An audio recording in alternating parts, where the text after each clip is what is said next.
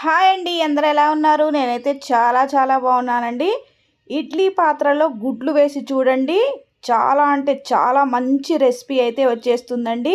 ఒక్కసారి తిన్నారంటే అస్సలు వదిలిపెట్టరు. రండి వీడియోలోకి అయితే వెళ్ళిపోదాము. ముందుగా నేను ఒక 4 గుడ్లు తీసుకున్నానండి. తీసుకొని ఇడ్లీ పాత్రలో అయితే వేసేసుకుందాము. ఎప్పుడు చూసి ఉండరండి, చాలా అంటే చాలా టేస్టీగా ఉంటుంది. మీరు కూడా ఒకసారి ట్రై చేయండి. నా ఛానల్ని ఎవరైనా కొత్తగా చూస్తున్న వారైతే సబ్స్క్రైబ్ చేసుకోండి.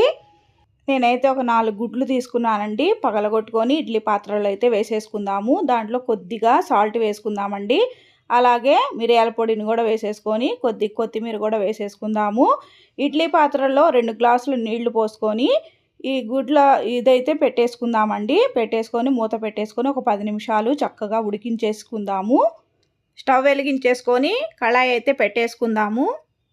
2-3 టేబుల్ స్పూన్ల ఆయిల్ వేసుకుందాము. ఆయిల్ హీట్ ఎక్కిన తర్వాత 1 టేబుల్ స్పూన్ జీలకర్ర వేసుకుందామండి. అలాగే చెక్క, లవంగా, ఇలాచీ వేసేసుకుందాము. కొద్దిగా ఫ్రై అయిపోయిన తర్వాత ఒక 2 ఉల్లిపాయలు మీడియం సైజులో కట్ చేసేసుకొని వేసేసుకుందాము. తర్వాత పచ్చిమిరపకాయలు కూడా 2-3 కట్ చేసి వేసేసుకుందామండి. వేసుకొని పచ్చి వాసన పోయేంత వరకు చక్కగా ఫ్రై చేసేసుకుందాము.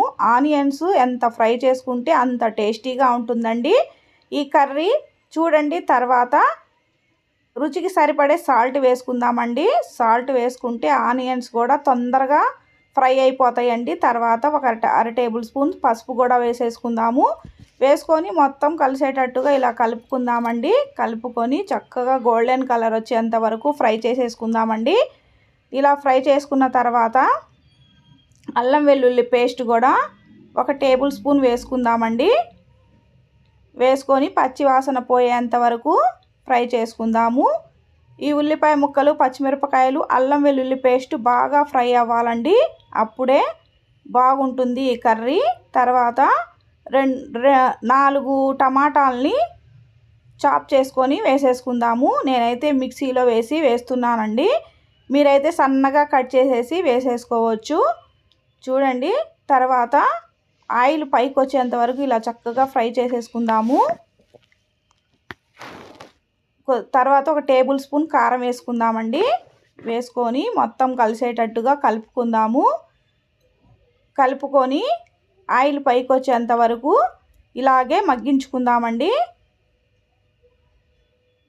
ఇలా మగ్గించుకుందాము. తర్వాత మూత అయితే పెట్టేసుకుందామండి. చూడండి, చక్కగా ఆయిల్ అంతా పైకి వచ్చేసింది.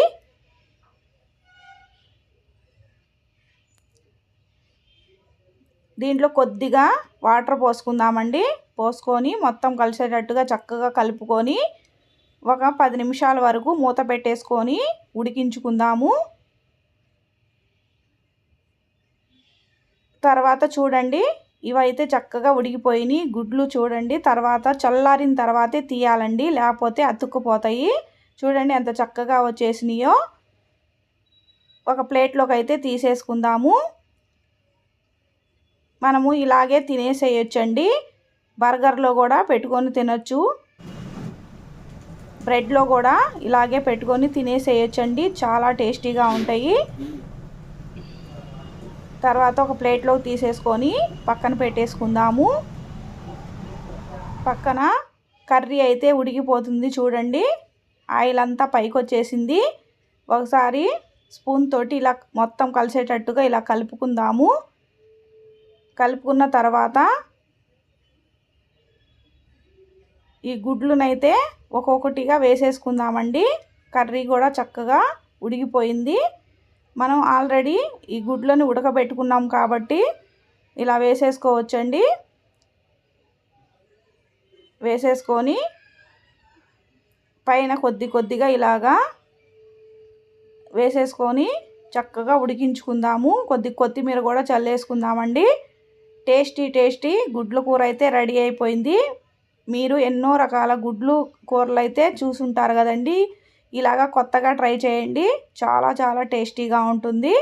చపాతీల్లోకి, వేడివేడి అన్నంలోకి చాలా బాగుంటుందండి.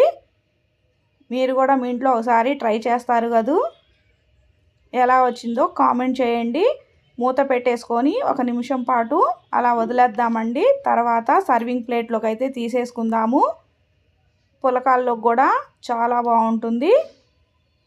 ఈ వీడియో కనుక మీకు నచ్చినట్లయితే లైక్ చేయండి, షేర్ చేయండి, కామెంట్ చేయండి, హైప్ చేయండి.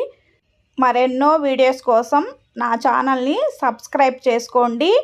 మొదటిసారిగా చూస్తున్నట్లయితే ఒక చిన్న లైక్ కూడా ఇవ్వండి. Thank you for watching. మరొక కొత్త వీడియోతో కలుసుకుందాం ఫ్రెండ్స్. Bye bye.